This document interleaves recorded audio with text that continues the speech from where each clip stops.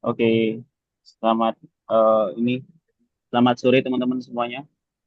Terima kasih udah hadir di sore hari ini. Acara Bumi kali ini akan membahas soal Kafka bersama Pak Sigit Susanto dan juga dimoderatori oleh Mbak Tia Habibiyawati. Mungkin itu biar mempercepat waktu saya serahkan ke Mbak Tia. Terima kasih. Terima kasih, Mas Nardi. Halo, selamat sore teman-teman. Terima kasih untuk eh, menyediakan waktunya pada sore hari ini untuk menyimak diskusi Kumi edisi bulan Juli. Pada sore hari ini kita akan sekaligus merayakan hari ulang tahun Franz Kafka yang sepertinya jatuh pada tanggal 3 Juli kemarin ya. Tapi tidak apa-apa telat beberapa hari. Belated birthday. Uh, Dan saya pada sore hari ini ditemani oleh Pak Sigit Susanto. Mungkin teman-teman semua sudah kenal betul dengan Pak Sigit Susanto dan dikenal sebagai pegiat sastra, nulis, juga penerjemah karya-karya Franz Kafka dari bahasa Jerman ke dalam bahasa Indonesia. Um, Sebelumnya mungkin teman-teman sudah mengenal ya Franz Kafka. Begitu masyhur, begitu dirayakan karya-karyanya di seluruh dunia gitu ya. Bukan hanya di Jerman, maksudnya di negara-negara yang berbahasa Jerman, tetapi juga di seluruh dunia gitu. Kemarin pada peringatan hari kematiannya yang ke 100 tahun juga dirayakan, diperingati di mana-mana. Nah, sebagaimana juga yang kita lakukan di KUMI ya dan Radio Buku. Uh, Baik, Pak Sigit, apa kabar? Terima kasih sudah berkenan hadir. Ya, Kabar baik. Terima kasih juga Tia diundang di acara ini. ya. Biasanya Rika atau Katarina ya. Sekarang saya yang harus agak turun gunung ini. Agak sedikit spesial untuk Pak Sigit. Ya, eh baik. Sebetulnya kalau kita bicara tentang Franz Kafka ya. Franz Kafka ini sebetulnya kalau boleh jujur menjadi jalan masuk saya sebetulnya. Eh saya punya punya pengalaman personal gitu dengan karya-karya Franz Kafka, di mana Franz Kafka uh, menjadi jalan masuk untuk mendalami sastra Jerman gitu. Tapi itu cerita lain karena pada seiring berjalannya waktu ternyata semakin lama membaca Kafka itu semakin kita menyadari bahwa kita tidak tahu apa-apa tentang Kafka gitu. Saya pribadi merasa semakin saya mengulik novelnya, cerpen-cerpennya, dan menerjemahkan berbagai kritik sastra yang terkait dengan Franz Kafka gitu. Semakin saya merasa dia seperti pencipta sebuah labirin gitu ya. Dan memang perlu apa namanya? Perlu pendalaman yang mungkin pendalaman dan pendekatan yang sedikit berbeda ketika kita membaca karya-karya sastrawan lain. Perbedaan di sini dalam arti ketika kita membaca karya Franz Kafka itu kita tidak serta-merta bisa membaca karya-karya Franz Kafka sebagaimana kita membaca karya-karya yang sifatnya menghibur, entertaining, bisa dibaca dalam kondisi santai. Kalau misalnya kita mencari karya-karya sastra Jerman yang tujuannya untuk katakanlah menghibur kita gitu atau untuk santai gitu. Saya pribadi agak kurang yakin kalau misalnya Franz Kafka ini bisa dijadikan pilihan yang bisa se-entertaining itu gitu ya. Baik, itu sedikit dari apa namanya pengantar tentang kemasyhuran Franz Kafka di mana-mana dikenal dan dikenal juga bukan hanya oleh kemasyhurannya tapi juga oleh kompleksitas karya-karyanya ya. Oke, lebih jauh lagi mungkin kita langsung bertanya ya, Pak Sigit ya. Ya, Silakan. ya. Nah, dari semua karya Kafka yang sudah saya sempat sebutkan tadi ya, beberapa mungkin seperti misalnya kita ketahui di Indonesia ini misalnya ada di Bandung ya atau Metamorfosis, kemudian ada Das Schloss dan Der Protest atau Kassel dan proses ya. Itu ketiga karya yang mungkin sudah dikenal luas di Indonesia. Terlepas dari apakah diterjemahkannya dari bahasa asli atau bukan, tapi memang karya-karya tersebut termasuk yang sudah banyak dijual gitu ya dan bisa dibaca gitu. Nah, Pak Sigit, sebetulnya kalau misalnya kita sudah punya nih gitu ya, teman-teman misalnya ingin membaca dan memulai gitu untuk mendalami karya Franz Kafka.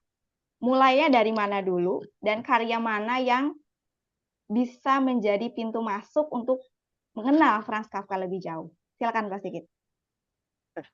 Terima kasih ya pertanyaan Tia juga teman-teman yang hadir di acara ini. Mudah-mudahan saya bisa menjawabnya. Eh, Kalau saya boleh versi saya ya untuk membaca karya Franz Kafka yang eh, lebih mudah gitu ya, meskipun semuanya sulit ya. Itu saya memilih tiga cerpen. Pertama Pemburu Gracchus, kemudian kedua Di Depan Hukum, dan ketiga adalah Sang Penunggang Ember. Ya, Pemburu Gracchus itu dari Jaeger Grassus, tentang seorang pemburu yang meninggal di hutan Schwarzwald. Ya. Kemudian di sana tiba-tiba pemburu itu hidup lagi gitu. Padahal sudah ratusan tahun mati, jatuh di jurang bebatuan karena dia mengejar kambing liar, kemudian hidup lagi. Terus dia mengundang, singkatnya mengundang wali kota, terus Pak Wali Kota tanya, kamu kan sudah mati ya, Gracchus? Iya, saya sudah mati. Lah, inilah di sini pintu untuk entry untuk memahami karya Franz Kafka. Seorang tokoh sudah mati bilang iya sudah mati. Gitu. Ini kita akan pertama kali akan mengenal bahwa Kafka ini modelnya agak seperti ini gitu. Tetapi Kafka mempunyai cara argumen bagaimana orang kok tiba-tiba bisa ngomong saya sudah mati tapi saya di sini bisa bicara. Ternyata di situ ada adegan ketika sang pemburu Gracchus ini meninggal, dia diangkut di peti mati dengan dengan boat ya, dengan perahu. Di dalam perahu itu si Gracchus itu berimajinasi saya dalam perjalanan yang sangat indah gitu. Tiba-tiba entah salahnya tukang membawa boot itu dia menabrak beton gitu ya di dermaga duk gitu dia kaget loh, kaget dia akhirnya hidup gitu. Jadi ada argumen yang bisa dijelaskan kenapa tidak tiba-tiba bangun dari matinya. Itu yang pertama, yang Gracchus. Yang kedua, For dem Gesetz ya, Di Depan Hukum. Beberapa setahun lalu kita membicarakan dengan Mbak Lydia Kiefer dari Köln ya, orang Jerman. Dia bilang bahwa For dem Gesetz ya, itu dalam bahasa Inggrisnya before the law, dalam bahasa Indonesianya di depan hukum. Itu dalam gramatik Jerman itu tidak ada itu For dem Gesetz itu. Gesetz itu kan abstrak ya. Kalau di depan pengadilan bisa ya, tapi Kafka memilih bukan di depan pengadilan judulnya, di depan hukum, For dem Gesetz atau before the law. Nah, jadi tokoh orang desa datang suatu tempat ingin memasuki arena hukum atau mungkin bisa digambarkan lebih mudahnya pengadilan dijaga oleh seseorang gitu. Seseorang kamu boleh masuk tapi ingat ya saya sebagai penjaga yang rendahan gitu. Nanti sana nomor 3 itu lebih gawat lagi kira-kira gitu. Endingnya kamu udah tua udah mau meninggal tak tutup pintu ini. Memang pintu ini tak khususkan untuk kamu gitu. Jadi Kafka menggambarkan mungkin betapa carut marutnya. Gitu. Barusan aku membaca Frage For dem Gesetz, jadi ada masalah apa di dalam hukum itu di Praha pada waktu itu. Kafka ini bukan fiksi ya, ini esai Kafka menjelaskan bahwa di Praha waktu itu zaman Habsburger ya, Austria Hungaria, itu hukum itu hanya dikuasai para aristokrat gitu. Dan sifatnya rahasia, sedangkan rakyat sebagai penonton gitu. Jadi hukum diciptakan oleh orang-orang intelektual, orang-orang di tengah kerajaan gitu. Itu di depan hukum For dem Gesetz. Nah, kalau kita membaca For dem Gesetz ini hanya cerpen. Tetapi kalau kita membaca Der Prozess novel proses, itu ada satu bab, ya, bab katedral itu menjelaskan panjang lebar. Ketika Kafka ditanya, sebetulnya novel proses, de proses yang kamu suka itu bagian apa? Bagian yang itu, yang judulnya katedral itu. Jadi tokoh Yosef K. itu di katedral ketemu seorang pendeta, loh, kamu kan yang di penjara dulu kan? Saya memberi briefing, ya, memberi wejangan gitu, kerohanian itu. Yang terakhir adalah cerpen Penunggang Ember. Ini mini prosa ini sebetulnya. Kenapa aku memilih prosa-prosa yang mini? Karena pertama pasti mudah diselesaikan bacanya. Kedua, kesulitannya itu, tingkat kesulitannya. Ya, seorang penunggang ember pada waktu itu Kafka memberi ada analisis sekunder literatur bahwa pada Perang Dunia I, Kafka mengalami sendiri di Praha itu sulit mencari arang atau apa namanya, batu bara, ya, untuk pemanas. Bukan ada listrik dulu, belum ada, ya. Jadi sulit gitu. Sehingga dia menciptakan tokoh fiksi, mencari ember, mencari arang aja. Dia naik ember gitu seperti nenek sihir ke tukang penjualnya. Aku mau beli ini, saya kedinginan ini. Dan dia tidak didengarkan oleh penjualnya. Yang dengarkan istrinya. Siapa itu? Siapa itu? Kira-kira gitu. Akhirnya nggak dapat tempat pulang lagi gitu. Eh, itu tiga itu versi saya, ya. Jadi pemburu Gracchus, kemudian Fordium Geset di depan hukum, ketiga sang penunggang ember. Tetapi versi internasional, ya, ini aku membaca dari sekunder literatur. Nomor satu yang paling bagus menurut orang-orang di analisisnya itu proses. Kalau kita ingin tahu Kafka. Kedua itu adalah Das Urteil, keputusan. Ya, itu ditulis Kafka dalam waktu 8 jam di perjalanan di kereta api. Jadi dia duduk dari jam 10 malam, jam 6 pagi, 8 jam, udah selesai. Das Urteil itu menggambarkan tokoh yang di Petersburg, yang mempunyai usaha dan kritis dengan bapaknya. Yang ketiga, Metamorphosis di Verwandlung. Jadi ini tiga karya ini yang paling banyak apa nih disorot di publik internasional. Tapi tentu saja yang paling banyak mendapat apresiasi adalah Die Verwandlung atau Metamorphosis. Itu dulu. Ya, terima kasih Pak Sigit. Saya jadi teringat dulu, saya juga pertama kali membaca karya Kafka itu justru bukan dari cerpennya, tapi dari Metamorphosis dulu. Jadi Metamorphosis ini punya posisi yang unik dan istimewa sebetulnya di kalangan para Germanis gitu. Karena diyakini sebagai satu cerita Kafka, cerita karya Kafka yang bisa dianggap bisa menggambarkan kerumitan seorang Kafka sejak awal. Sudah begitu ya. Nah, sekarang pertanyaan saya, Pak Sigit, beberapa pakar gitu ya, yang saya baca gitu menyebutkan bahwa ayah ini memiliki peranan yang sangat signifikan di dalam perjalanan kepenulisan seorang Franz Kafka. Ayah yang dikritik oleh Franz Kafka, ayah yang menjadi yang banyak dianggap menjadi dalam tanda kutip alasan besar bagi seorang Franz Kafka untuk menulis karya-karyanya, ya. Termasuk juga Walter Benjamin. Walter Benjamin di dalam esainya juga mengatakan bahwa ayah dan pegawai pemerintahan itu memiliki kesamaan, gitu ya. Nah, dunia para pegawai pemerintahan memiliki kesamaan dengan dunia para ayah, gitu. Terletak pada hal-hal, bukan terletak pada hal-hal yang terhormat, justru terletak pada hal-hal yang sifatnya tidak baik, seperti apatisme, hal-hal busuk, dan hal-hal kotor. Mungkin nggak sih, Pak Sigit, ya bisa diceritakan mungkin lebih lanjut bagaimana seorang Franz Kafka ini apa hal-hal apa yang sebetulnya mendorong dirinya untuk menciptakan karya-karya jenius gitu, sehingga melahirkan karya-karya yang menjadi panutan bagi banyak penulis di zaman setelahnya. Uh, Kafka menulis surat untuk ayah, Brief an den Vater ya. Itu satu single surat, lebih dari 100 halaman, ditujukan kepada ayahnya, dan dia tidak berani memberikan ke ayahnya, dan dititipkan ke ibunya. Kemungkinan besar sampai Kafka meninggal, belum pernah sampai ke ayahnya.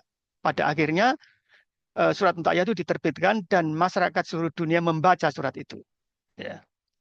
Eh, Kenapa Kafka menganggap bahwa ayahnya anggap sebagai diktator kecil dalam keluarga? Pertama, kita harus tengok sebetulnya ayahnya itu seperti apa Herman Kafka. Herman Kafka ini orang miskin di daerah Bohemian di Ceko. Kakeknya Kafka ini seorang penjual daging, dan ketika Herman Kafka kecil, umur 7 tahun, dia tuh sudah menjual daging keliling pakai gerobak tanpa sepatu pada waktu itu dan musim dingin. Kehidupan bapaknya Kafka seperti itu kira-kira. Kemudian dia kawin dengan Julie Loewy, ini orang kaya di Praha, dan dia membuat mendirikan toko.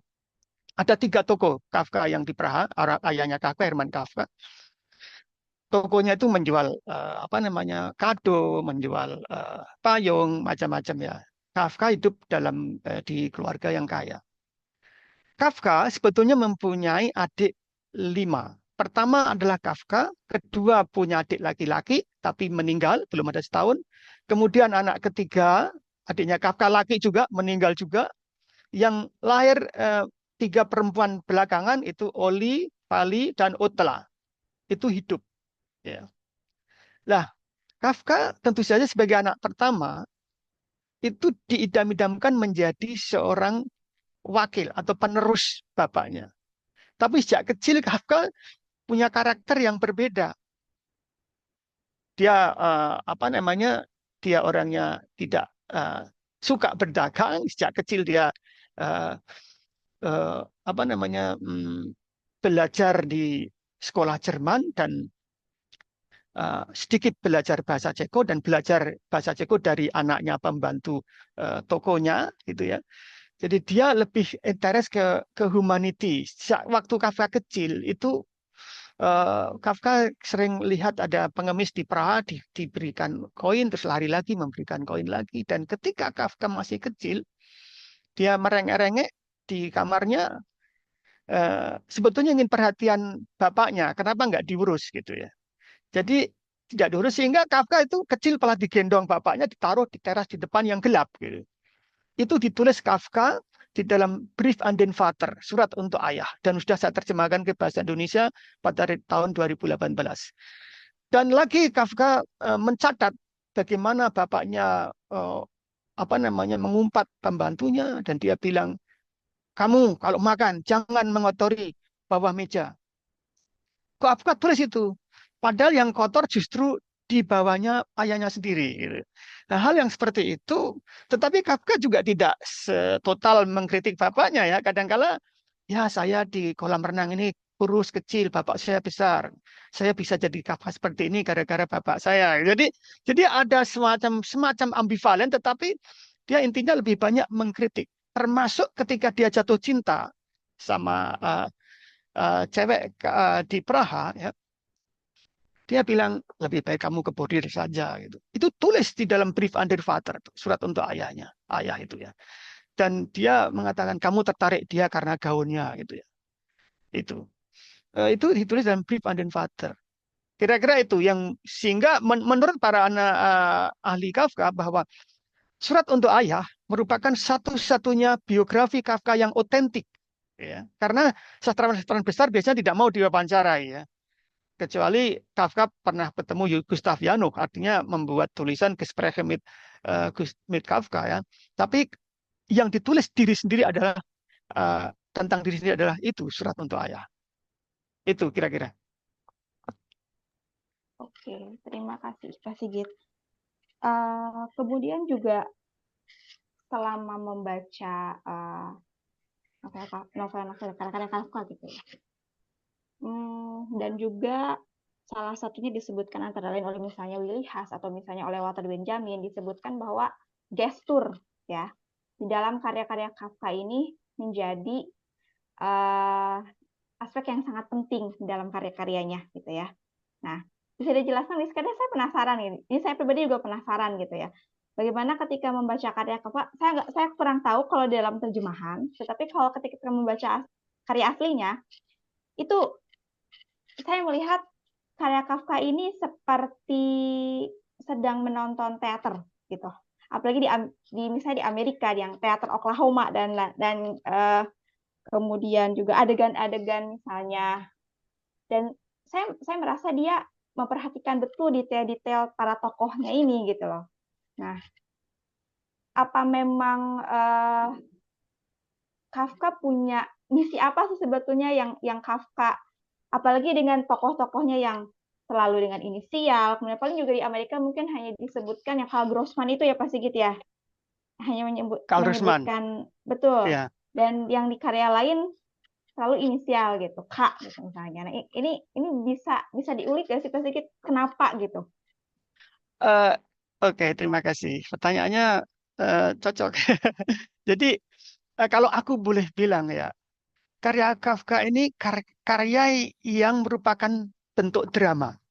Hampir setiap bab atau setiap paragraf atau setiap apa ya tema baru itu adalah drama. Saya kasih contoh ya. Dalam novel Proses itu Yosef K, seorang apa namanya prokuris ya, pegawai di bank, didatangi oleh keponaannya. Keponaannya ini datang, terus dia, oh kamu kok datang ke sini? Kenapa? Ya, gini. Udah lama nggak ketemu. Terus dia anaknya pamannya apa ponakannya ini pulang, perempuan ini. Dia nyurati pamannya, menyurati bapaknya, ini saya tadi mampir ke rumahnya, kantornya Kafka. Dia punya problem hukum ini. Bahkan dia ini ya, hadiah coklat kepada saya. Kan kalau ulang tahun saya dapat coklat. Ini jadi dunia anak itu diciptakan oleh Kafka tentang coklat. Ketika eh, apa namanya Yosefka ketemu pamannya, ya, ketemu pamannya ini akan membantu kasusnya dia di pengadilan. Dia bilang, "Hei Yosefka, kamu punya kasus, kok diam saja? Saya punya teman pengacara, bisa saya bantu." Dia tanya, "Kok tahu kamu?" Kira-kira gitu ya. Ini tak ambilkan surat. Jadi betul-betul ada dramaturgi, dia mengambil surat itu ya. Pamannya mengambil surat, dibuka, dibaca. Ini dibaca. Ini bapakku ini. Kafka saya lihat dia agak di kantornya begini-begini ya. Terus ini dia tidak memberi coklat saya, itu kan. Ya, dan dia ada kasus hukum karena ada pegawai yang bilang seperti itu. Ini suratnya ini.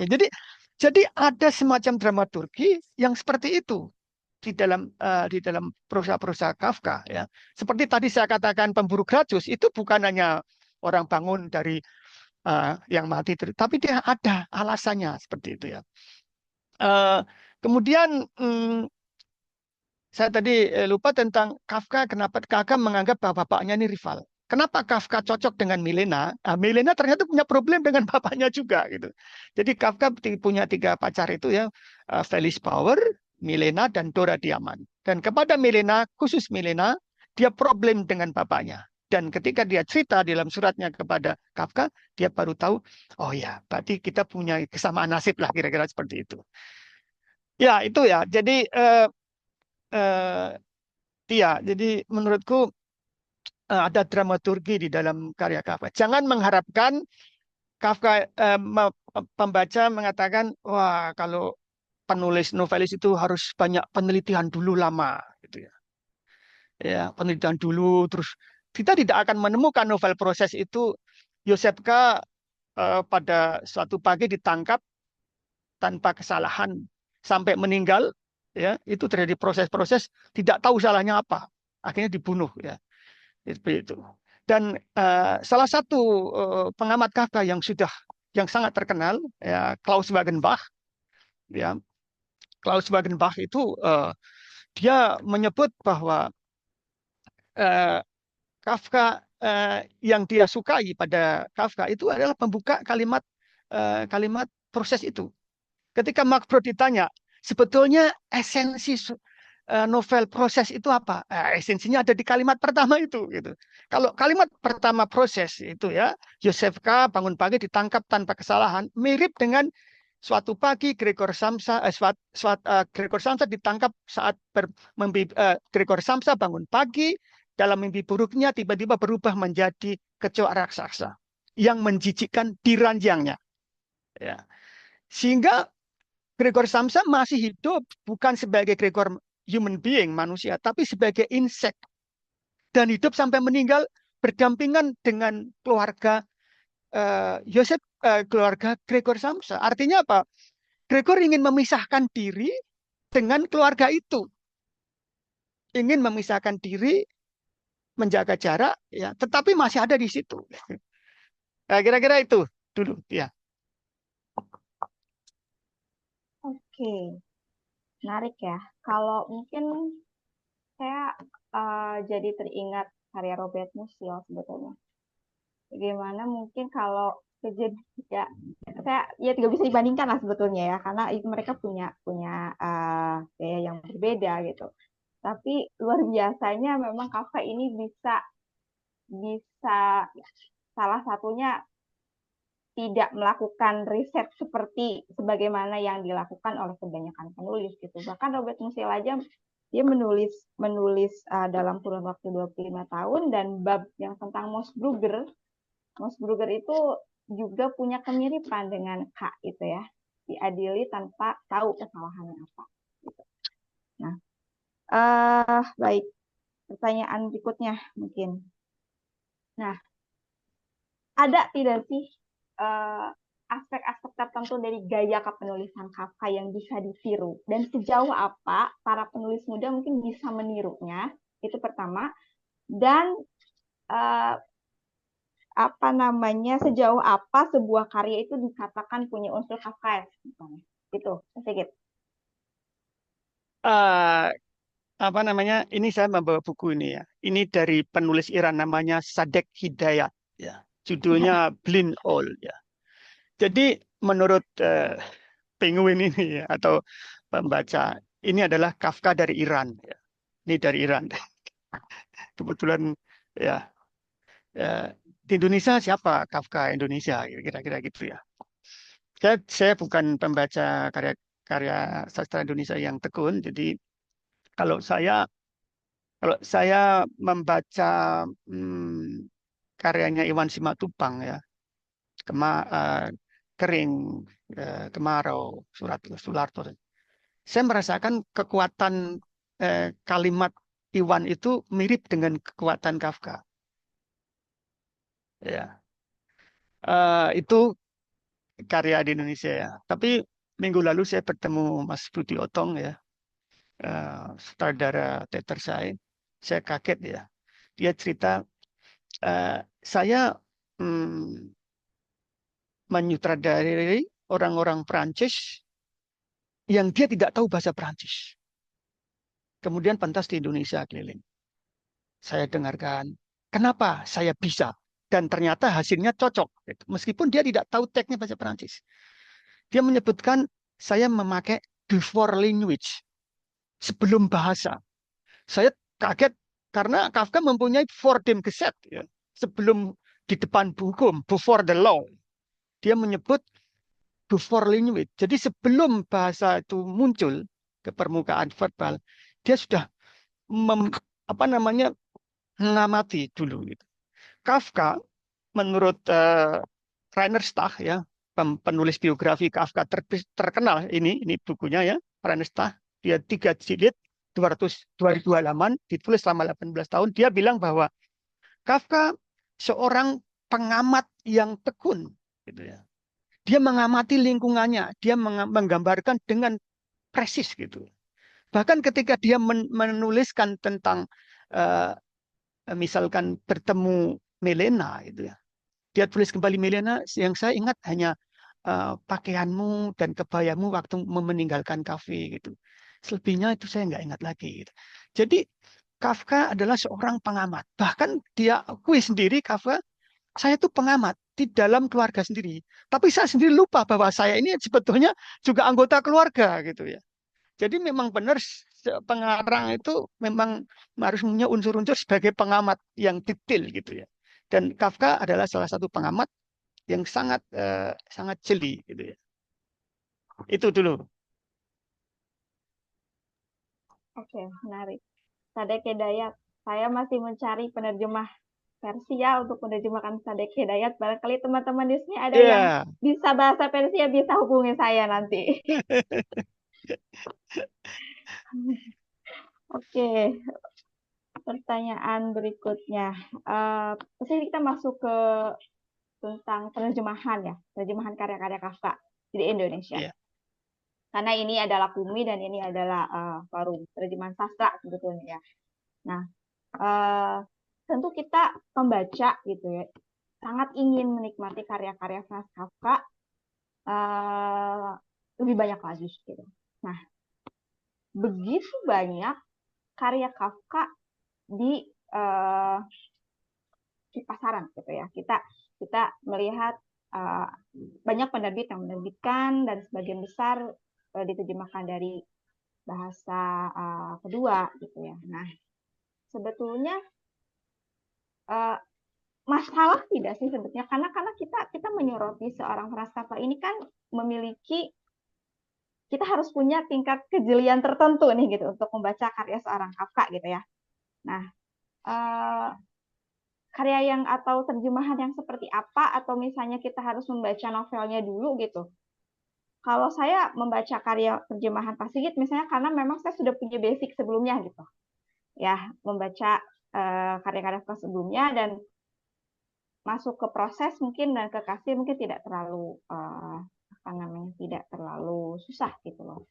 Mungkin untuk teman-teman lain yang bingung gitu, saya mau membaca karya Kafka tapi kan terjemahannya tidak bisa baca dalam bahasa aslinya gitu. Nah, terjemahan seperti apa sih Pak Sigit yang bisa kami pilih sebagai pembaca gitu agar bisa memperoleh meskipun itu kita tahu gitu itu dari bahasa Inggris gitu. Tadi sudah disebutkan bahwa misalnya Pemburu Grapus, Padem Gezer, dan Penunggang Ember gitu. Nah, masalah tidak kalau misalnya kita membacanya dari terjemahan bahasa Inggris misalnya gitu. Terlepas dari ya itu jarak antar budaya dan lain-lain sebagainya itu oke gitu. Itu persoalan lain gitu. Tapi kita ingin nih mempelajari gitu. Kita ingin mendekati Kafka. Tapi kita yang kita baca adalah karya terjemahan dari bahasa kedua. Nah, gimana tuh Pak Sigit? Begini, pertama kali saya terima kasih juga terjemahan bahasa Inggris bukan dari bahasa Jerman langsung. Kenapa saya bilang terima kasih? Karena kalau kita menunggu penerjemah dari bahasa Jerman langsung, betapa sulitnya ya. Fakultas-fakultas Jerman, saya pikir di Indonesia belum disiapkan untuk menjadi penerjemah sastra.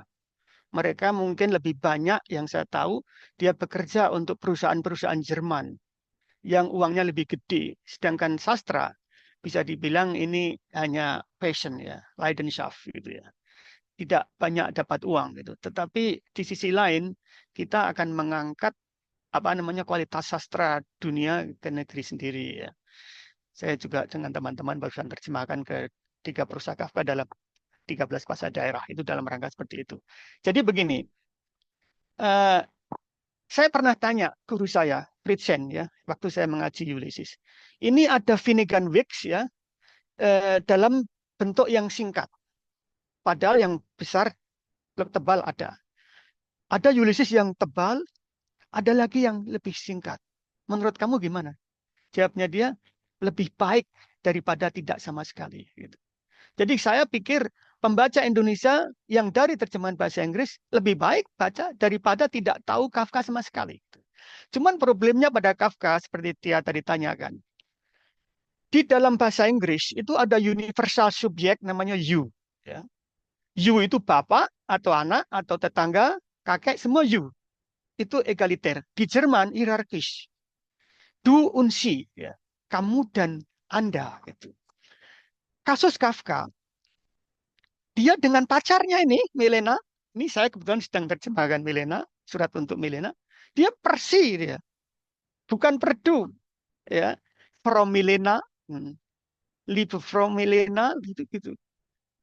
Itu dia persi, padahal pacar itu, ya, sampai akhir saya persi semua, saya baru lima surat saya terjemahkan, ya. Lah, Kalau ini si, itu kan dalam bahasa Indonesia harus Anda, bukan kamu. Kalau ini misalkan diterjemahkan ke dalam bahasa Inggris, si itu jadinya apa? Tetap you kan. Di Indonesia akan jatuhnya kamu. Gitu. Padahal, jangankan karena Kafka mempunyai sensitivitas yang tinggi, jangankan subjek ya.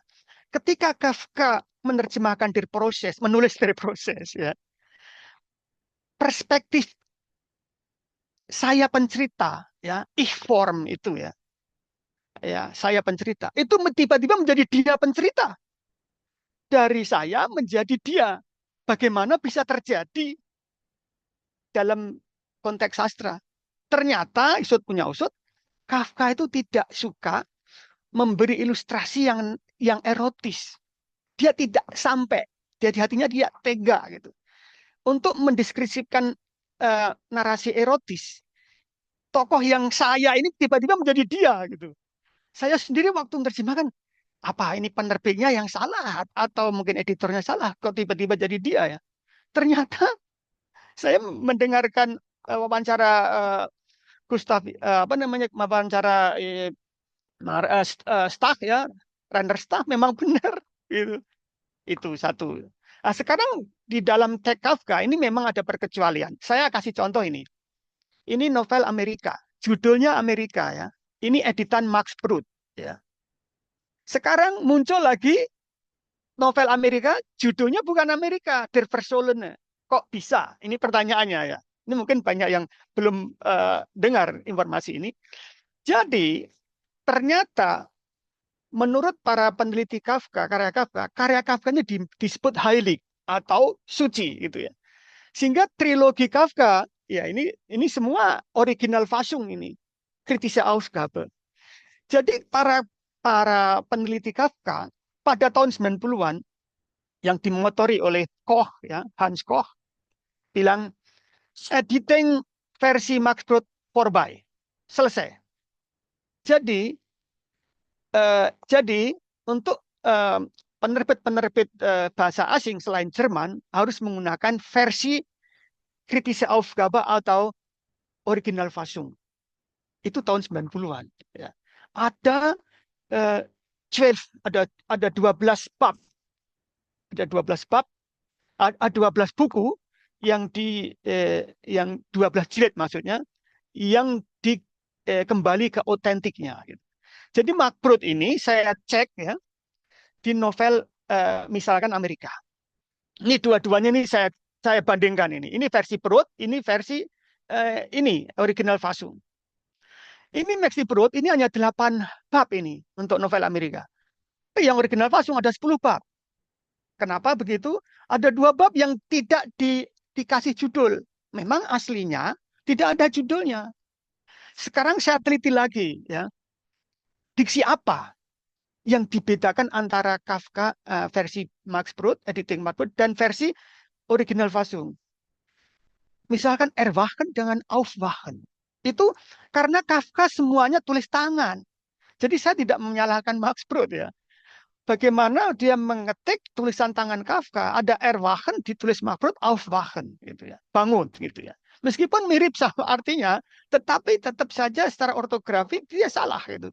Dan ini saya ketika akan menerjemahkan novel Amerika, jadi Tia ya, semua karya Kafka sudah diindonesiakan prosanya, cerpennya.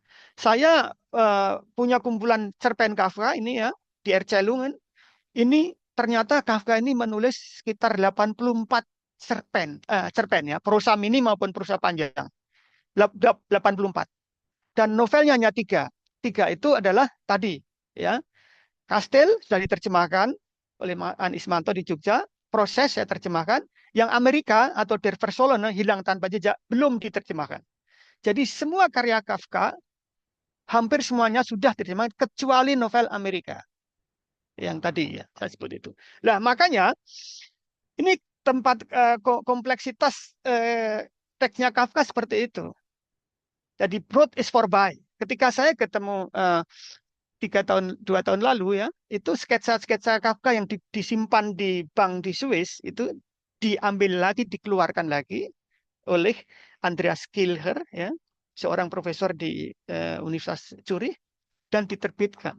Ternyata total ada 250 sketsa Kafka yang 150 itu belum pernah muncul di permukaan.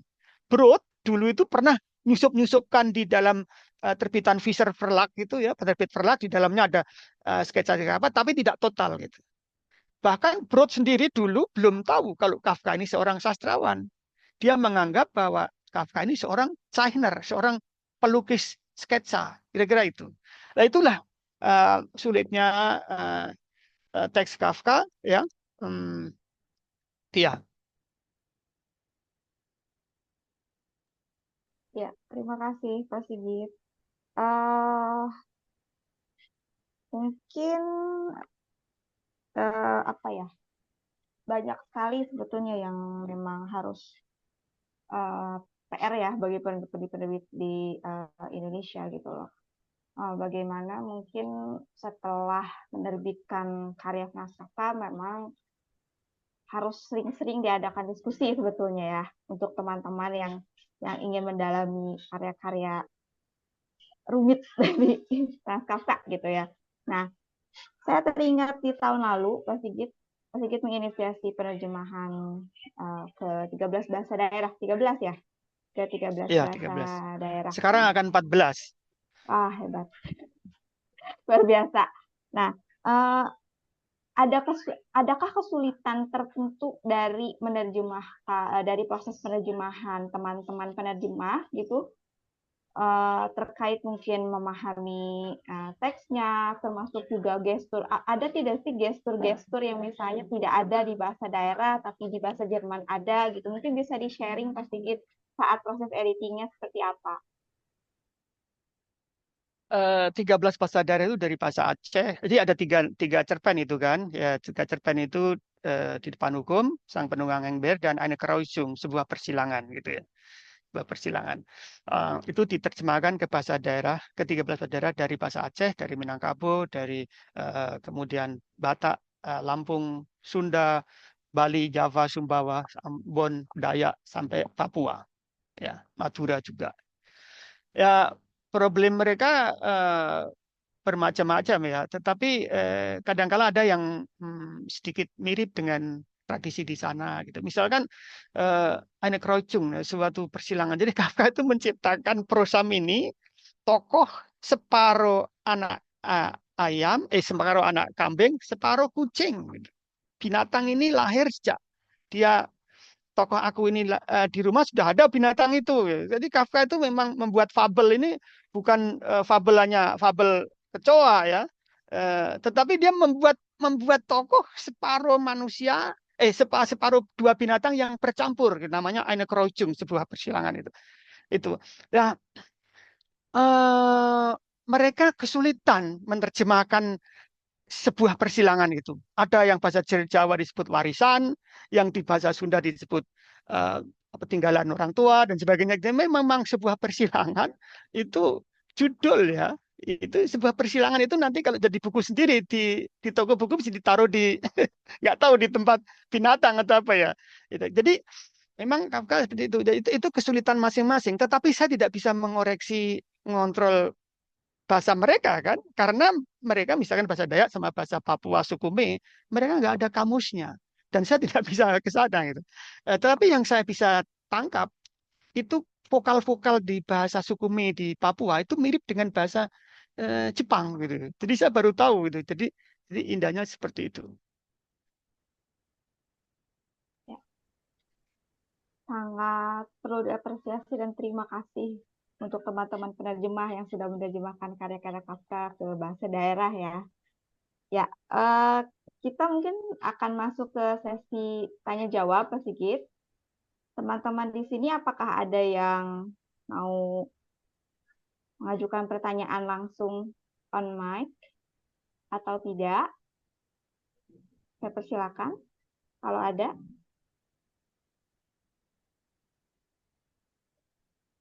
Bisa raise hand atau menulis di kolom chat. Boleh, ya. Nanti saya bacakan.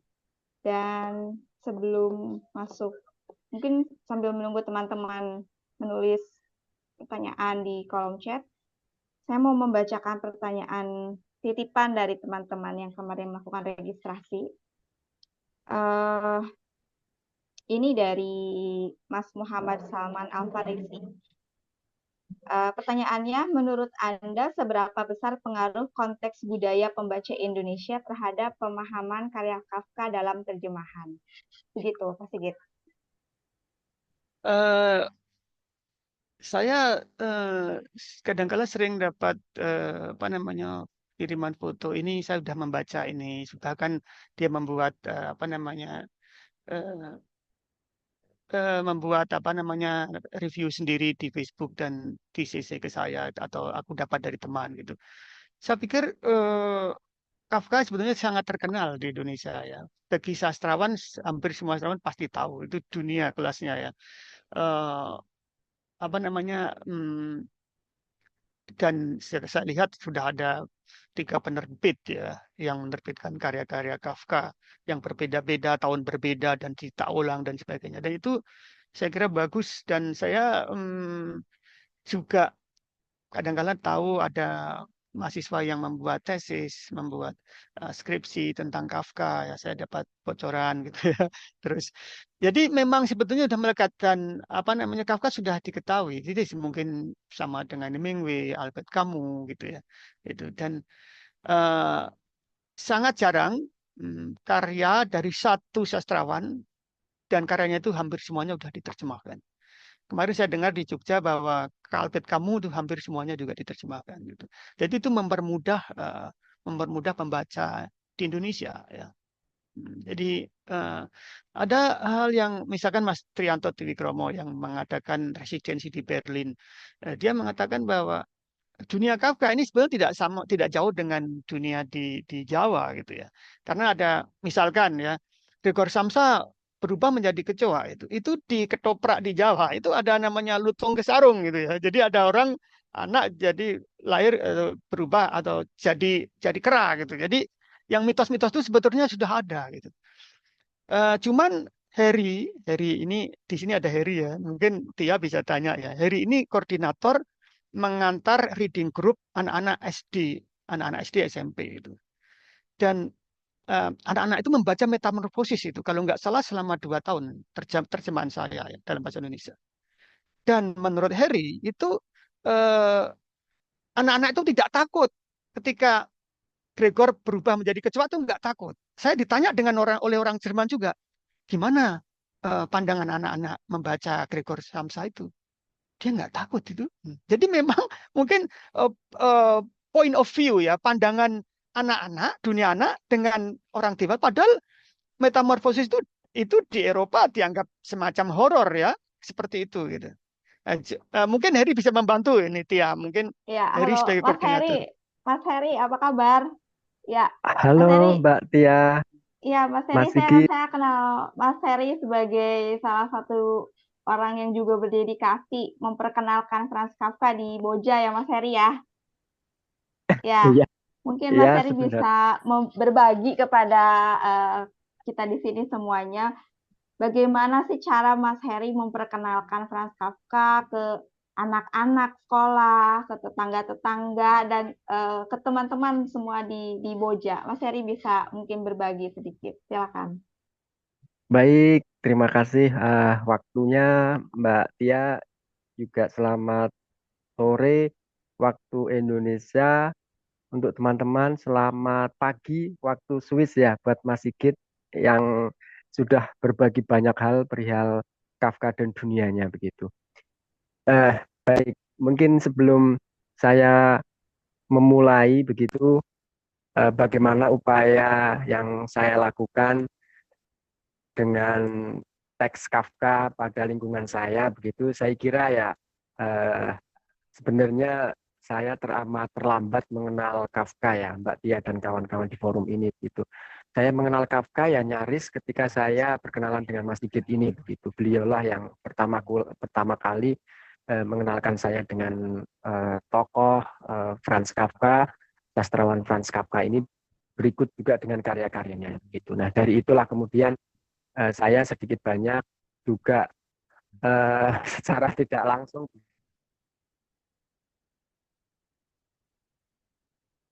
Begitu. Saya menganggap Mas Sigit ini unik. Dia menganggap Franz Kafka ini salah satu dewa bagi dia. Begitu selain apa nah, Ulysses itu ya, yang karyanya Ulysses itu, saya kira ini unik begitu. Dan ternyata ketika saya pun perlahan mengenal satu demi satu seperti yang dibahas tadi ya, pertama perkenalan dengan metamorfosis yang diterjemahkan ke dalam bahasa Indonesia dan saya mencoba mencerna perlahan begitu. Nah, saya berpikir sepertinya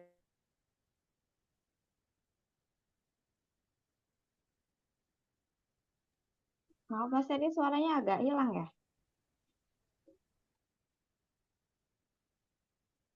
Halo Mas Heri.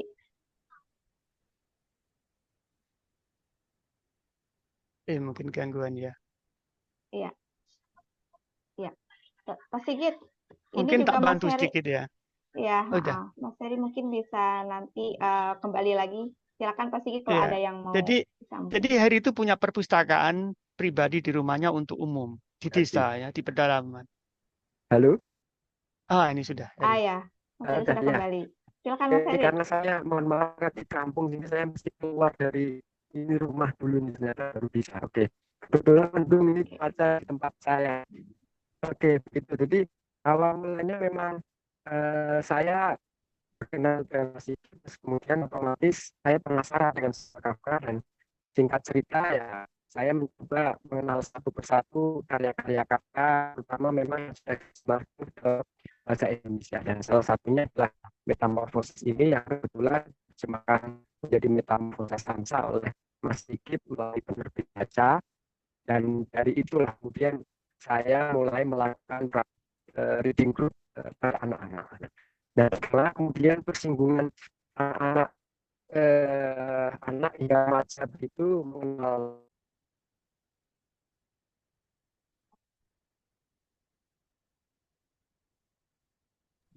Halo Gangguan Mas lagi Heri. ya Heri ya.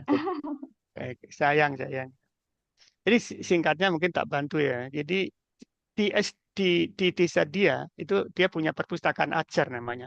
Anak-anak dikumpulin, anak SD, anak SMP dikumpulin mungkin sekitar 20 anak ya. Itu tiap minggu membaca metamorfosis gitu. Dan ketika ada kecoa ya dia nyari kecoa diliatin gitu. Ketika tema kecoa gitu. Terus dibawa terus ada ini apa gitu. Dan rata-rata nggak takut dengan kecoa itu. Anak-anak itu sudah paham ya, sudah tahu. Tapi kau bayangkan kalau turis-turis Eropa itu kalau ke Bali itu di toilet ada kecoa udah lari deh dia. Jadi memang ketakutan insek. Kalau kita takutnya dengan ular mungkin ya. Tapi orang Eropa kan takut dengan kecoa. Jadi seperti itu. Jadi anak-anak itu di desanya ini apa namanya katam kalau nggak salah 2 tahun kalau nggak karena itu pelan sekali ya pelan sekali dan saya harus menjelaskan gitu. Kira-kira gitu. Terima kasih Pak Sigit sudah menambahkan. iya mohon maaf ini sinyalnya memang lagi tidak stabil ini Mbak Tia Oh iya, tidak dan apa-apa Mas kawan-kawan. Heri. Ya, ya. Di sini juga tadi Mas Heri, kemarin Mas Heri mengajukan pertanyaan juga ternyata Pak Sigit. Ya, Mas Heri mengajukan lingkungan apa yang memotivasi Kafka menulis dan memilih profesi seorang pengarang, gitu. Oke. Eh, jadi ketika Kafka masih SMA remaja ya dia dari SD sampai kuliah itu di sekolah bahasa Jerman dan kita tahu bahwa di sana Jerman itu termasuk minoritas ya karena bahasanya Ceko di sana. Ketika masih SMA dia belum punya cita-cita tapi ketika dia mau kuliah dia mulai memutuskan saya ingin menjadi penulis gitu. Dia kerja setelah lulus dia kerja di 2 asuransi, asuransi Generali. Sekarang ini ada di Indonesia juga ini asuransi dia, tapi nggak lama, kira-kira 1 tahun mungkin. Terus dia pindah ke asuransi kecelakaan. Lah di asuransi kecelakaan ini dia senang sekali. Kenapa? Karena dia berangkat dari jam 8 sampai jam 2. Dia mengatakan idealnya penulis itu kerjanya separuh hari. Berangkat jam 8 sampai jam 2 sorenya bisa menulis. Kira-kira seperti itu. Jangan lupa bahwa Kafka itu mempunyai penyakit tuberkulosis ya. Itu membuat dia menjadi tekanan kejiwaan ya, ketekanan. Jadi dia dari fisiknya kurang kuat sehingga pada tahun 1922 ya, usia yang masih muda dia sudah retired ya, sudah pensiun dini gitu ya, mengundurkan diri gitu. Sehingga dua tekanan menurut saya, pertama Kafka punya penyakit tuberkulosis itu ya, dan kedua bapaknya yang tidak kondusif ya istilahnya ya, bapaknya yang menginginkan jadi penerusnya gitu ya. Salah satu prosa Kafka berjudul Bunker atau Dirbau itu ya, itu ada suara kerosak kerosak kerosak kerosak gitu ya, krok krok krok yang lerem gitu ya. Dan ada interpretasi itu sebetulnya bukan suara mobil dari atas, tapi dia suara Kafka sendiri saat bernapas gitu. Jadi jadi ada interpretasi seperti itu. Jadi Kafka, kalau kita tahu Frida Kahlo di mana di Meksiko itu pelukis yang mengekspos tubuhnya sendiri ya. Tapi Kafka itu dia mencurahkan napas dia itu seperti apa itu dimasukkan di dalam prosanya. Jadi lingkungan seperti itu tentu saja Kafka mencintai keadilan, dia humannya tinggi untuk terhadap kaum-kaum yang tertindas ya, terutama saat dia kerja di asuransi kecelakaan ya. Itu dia tahu persis ya tangan yang terpotong gitu ya. Apakah dia perlu nanti asuransi atau nanti kalau dia invalid atau disable itu bisa dapat bantuan dari pemerintah, itu dia pikirkan gitu. Jadi sastrawan lain seperti Thomas Mann dan dia tidak mengalami seperti itu ya. Ada analisis seperti itu, tidak mengalami seperti itu. Tapi Kafka melihat langsung apa yang terjadi. Yaitu yang mungkin yang mengangkat dia peka untuk menulis. Ya, terima kasih. Ya, terima kasih juga Mas Heri sudah bergabung berbagi tadi ya.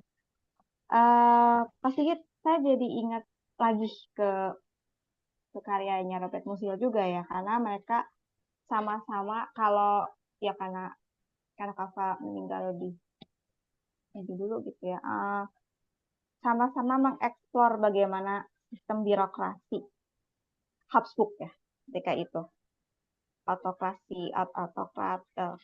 kaum berjuis menengah ke atas gitu ya, tindak tanduk mereka, kemudian bagaimana misalnya kita lihat di Der Prozess, proses peradilan ya dan lain-lain, dan juga sebetulnya dieksplor juga gitu oleh Musil misalnya gitu. Nah, di Kafka, Pak Sigit, kritik-kritik terhadap birokrasi pemerintah ketika itu, bagaimana apakah memang ada hubungannya atau misalnya erat kaitannya dengan si ayah tadi, peran ayah tadi, apakah memang kritik itu dibangun karena memang murni untuk mengkritik sistem yang ada, ataukah dan bagaimana impact-nya dan bagaimana feedback mungkin dari membaca kala itu gitu loh terkait dengan sistem birokrasi.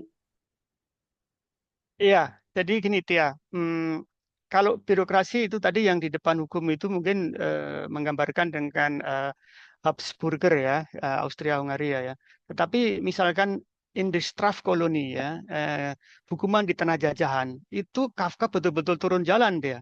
Ada namanya ada kelompok kritis dari Prancis yang pro Prancis, tapi yang untuk membebaskan para tahanan, dia turun ke jalan, dan Kafka sempat turun ke jalan, dia demo dan ditangkap terus akhirnya hampir ditahan, terus dia dilepaskan gitu. Jadi Kafka waktu dia masih hidup, dia melihat bahwa Paris Komune ini mengkritik pemerintah Prancis yang membinasakan tahanan itu dengan mesin gitu ya, mesin pembunuh gitu ya. Kemudian Kafka menciptakan prosa namanya In the Strafkolonie ya, Strafkolonie. Itu sangat brutal. Mungkin salah satu karya prosa Kafka yang sangat brutal. Kenapa? Karena ceritanya itu seorang tokoh tidak tahu salahnya ditaruh di bawah mesin, dalam hitungan jam itu meninggal gitu ya. Nah, itu dimulai dari seorang traveler dari Eropa mendatangi tempat Strafkolonie itu, di Strafkolonie itu. Nah, Paus Wagenbach mempunyai bukunya analisis bahwa di mana koloni ini ya, hukuman kejahatan di mana? Ternyata ada gambarnya itu di New Caledonia gitu. Ada New Caledonia. Jadi Kafka tidak menyebutkan bahwa tempatnya di mana, enggak, tapi para opsir itu berbahasa Prancis, ya, otomatis kita kan bisa membayangkan gitu ya. Kira-kira mungkin beberapa tahun lalu aku diajak webinar di FIP UGM, itu aku menjelaskan tentang ini dan ternyata salah satu narasumber bilang bahwa mesin yang digambarkan Kafka itu ada di museum di New Caledonia dan orang yang meninggal terakhir dibunuh mesin itu adalah petani dari Jawa gitu. Petani Jawa dari Jawa, dia didakwa meracuni pejabat sana dan dibunuh dengan mesin itu. Mesinnya itu ada. Jadi seperti itu. Jadi yang kalau misalkan kritik pada birokrasi, Kafka tidak pernah apa namanya langsung eksplisit ya, tapi pakai simbolis ya. Di Verwandlung, Metamorfosis itu kan kritik dengan birokrasi. Harus berangkat jam 7, keretanya udah sana, nih manajernya datang. Itu kritik pada birokrasi, kritik pada modernitas. Jadi Kafkais sebuah cara bagaimana menggambarkan kebutuhan labirin gelap ya, yang bahkan sampai horor itu disebut Kafkais. Betul Kafkais sebetulnya hanya menggambarkan kedalaman kualitas karya Kafka. Tetapi akhirnya bergeser. Tapi perlu diingat ya Tia bahwa Kafka meninggal 1924 ya. Hitler naik 1933 ya. Menurut Rannerstach 5 minggu setelah Kafka meninggal 1924 itu penerbit-penerbit Jerman mendatangi ingin menerbitkan gitu. Dan Markbrod ngasih saja dan itu penerbit-penerbit jelek ternyata. Ketika Hitler naik tentu saja itu tidak bisa diekspos gitu. Sehingga karya Kafka ini sempat eksil dulu keluar ya ke bahasa Prancis ya di bahasa Prancis di sana dan dia menemukan Kafkais. Kafkais 1939 sudah ada gaung bahwa dalam dunia sastra lahir adjektiva baru yang disebut Kafkais, yaitu sebuah narasi yang menggambarkan kegelapan. Sehingga apabila sekarang ada sastrawan lain menulis, oh ini gaya Kafkais ini. Pada 1950-an baru Kafka ini kembali ke Jerman gitu ya.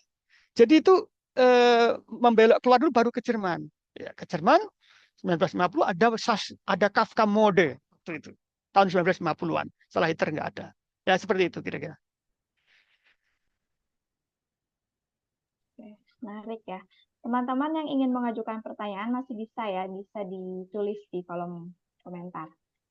Nanti saya bacakan. Atau kalau mau misal ada teman-teman yang mau on mic, on cam boleh. Silakan ditunggu ya. Sementara itu saya mau bertanya juga. Karena kesempatan saya juga bertanya. Pak Sigit, ini untuk teman-teman penerjemah muda ya. Yang misal kalau misalnya ingin belajar menerjemahkan karya Franz Kafka. Tadi kan kalau teman-teman ingin membaca terjemahan, misalnya bisa mulai dari Pemburu Gracchus, kemudian Verlinggeset dan si Penunggang Ember gitu ya. Nah, kalau mau menerjemahkan Pak Sigit, kita sekarang bicara tentang bobot naskah gitu, bobot teks gitu ya. Kan tentu kita ketika kita membandingkan satu karya Kafka dengan karya Kafka yang lain gitu, ada kalau dalam bahasa aslinya kita baca ada yang oh ya ini lebih ringan gitu.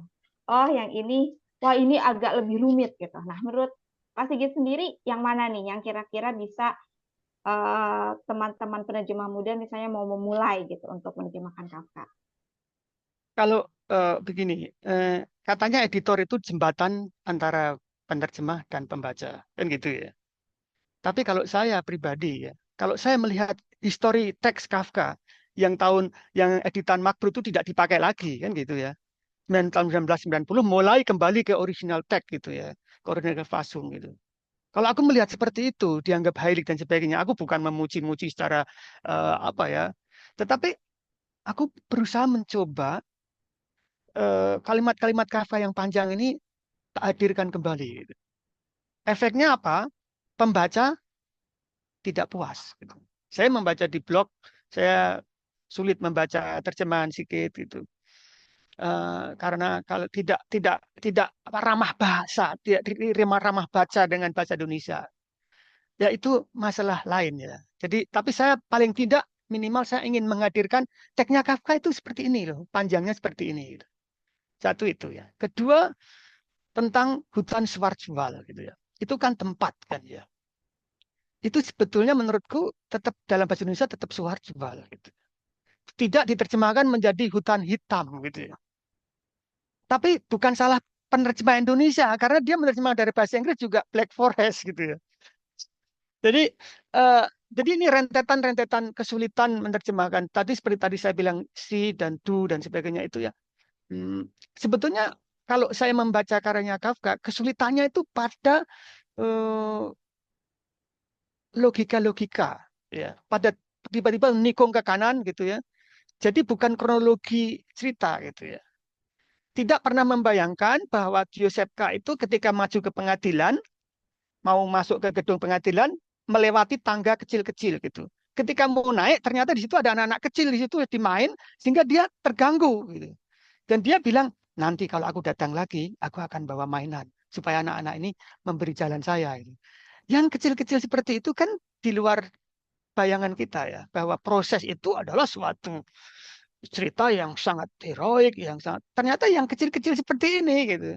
Dan tokoh-tokoh Kafka itu kebanyakan perempuan-perempuannya tuh pembantu, istrinya penjaga pengadilan, terus penjaga kafe gitu, gitu ya.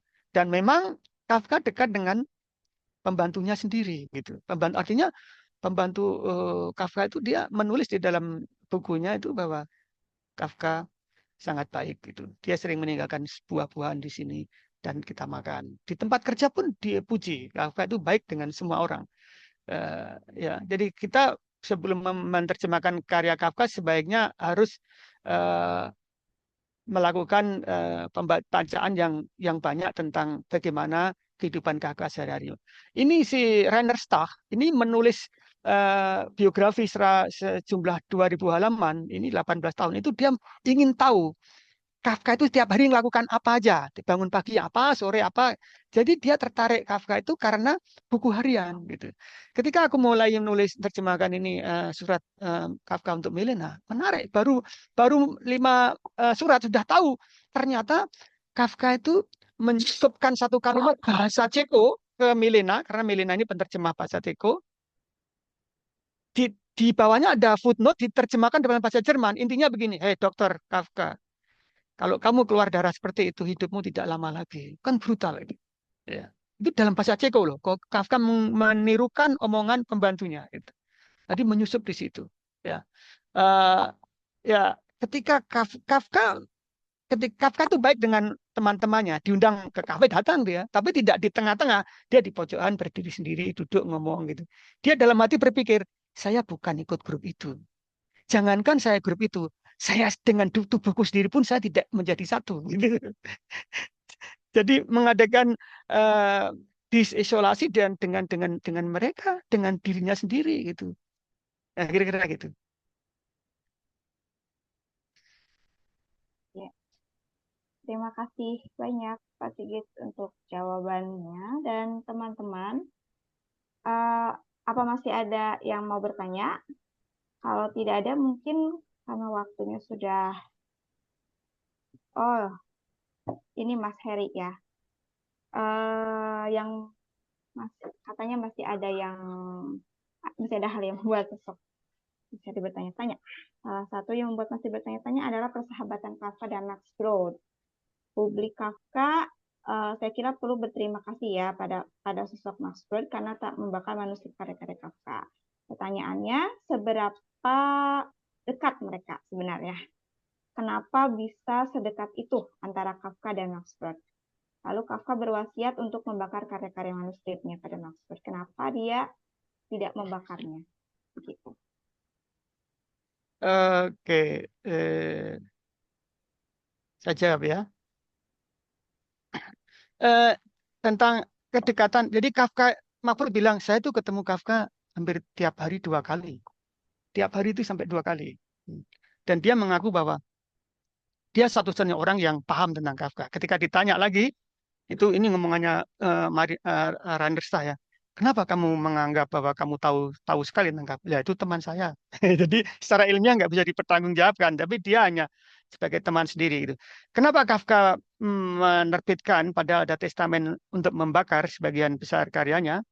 Karena ketika apa namanya, ketika Kafka dan Mark Prut ketemu di kafe di Praha, dia bilang, Kafka, kira-kira gitu ya, kalau kamu menyuruh saya membakar karyamu, saya akan tolak sekarang ini.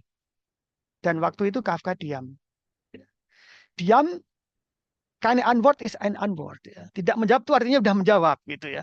Jadi terus Mark Prut, kalau dia diam tidak mengelak berarti ya tak terbitkan kira-kira. Kalau Kafka keberatan dengan omonganku, jawabanku, tentu dia membuat apa namanya testamen baru kan tidak gitu ya.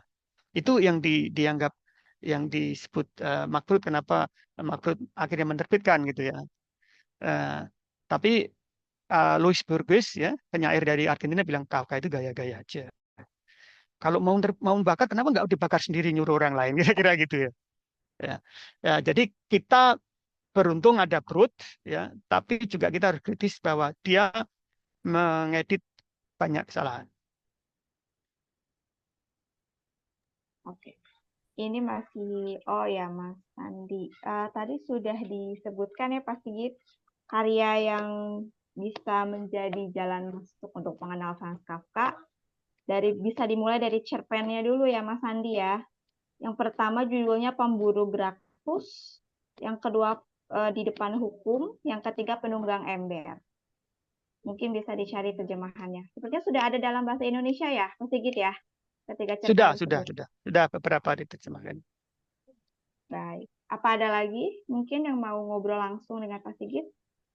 Masih ada waktu sedikit. Oke, kalau tidak ada, mungkin saya mau menginformasikan sesuatu. Ya, ini Pak Sigit punya channel YouTube ya Pak Sigit, namanya Franz Kafka Indonesia. Admin sudah di-share ya di kolom komentar, bisa dicek linknya. Bisa dikunjungi channelnya, di situ teman-teman bisa mengenal Kafka lebih jauh, bisa berkenalan dengan karya-karya Kafka yang lain, dan bisa mengetahui lebih banyak seluk-beluk tentang Franz Kafka. Begitu.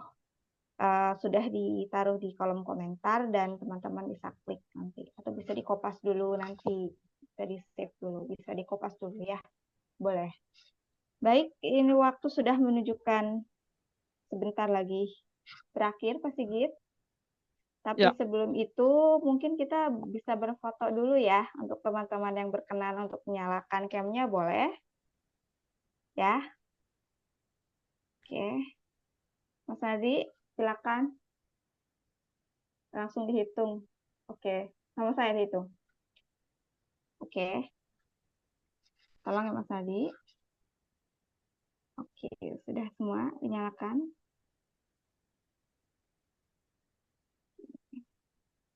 Mas Adi aja yang hitung. Oke. Kita foto dulu ya teman-teman. 1, 2, 3. Sebentar, saya geser dulu. Oke, 1, 2, 3. Oke Mbak, sudah. Oke, terima kasih banyak Mas Nadi. Dan kita sudah tiba di penghujung acara diskusi sore hari ini. Senang sekali saya bisa memandu acara diskusi khusus tentang Franz Kafka. Semoga teman-teman juga senang bisa berkenalan lebih jauh tentang Franz Kafka, dan Pak Sigit terima kasih banyak untuk kesediaan waktunya bergabung dengan Kumi pada sore hari ini ya. Ya, acara Kumi akan berlangsung bulan depan lagi, nanti akan diinfokan lagi tanggalnya. Dan sebagai pemberitahuan, silakan follow akun Kumi yang baru, karena akun lama kami kena retas. Bisa di-follow di kolektif Kumi, bukan lagi Kumi ID, ya, di @kolektifkumi. Oke. Terima kasih banyak untuk sore hari ini, teman-teman. Selamat sore. Terima kasih.